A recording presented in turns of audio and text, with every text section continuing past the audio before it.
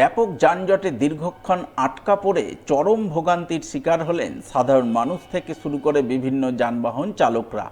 এমনকি যানজটে পড়ে দীর্ঘক্ষণ আটকে থাকতে দেখা গেল অ্যাম্বুলেন্সকেও।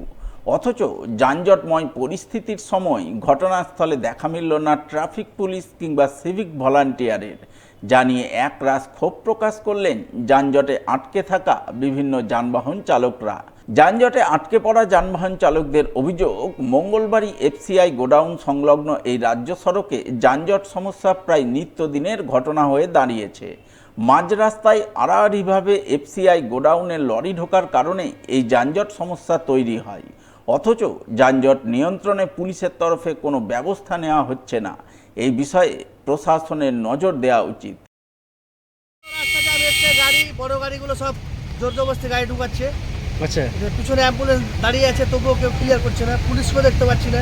আমরা মোটামুটি আধা ঘন্টা থেকে আধ ঘন্টা ধরে এখানে বসে আছে, আচ্ছা পুরো জ্যাম।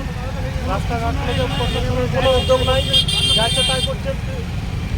লরি ঢুকিয়ে রেখে দিয়েছে মাঝখান রাস্তাতে, পুরো অ্যাম্বুলেন্স আটকে আছে, অনেক যাত্রী সবাই আটকে আছে এখানে। বা এখানে পুলিশ বা সিভিক এখানে রাখা উচিত বা দরকার।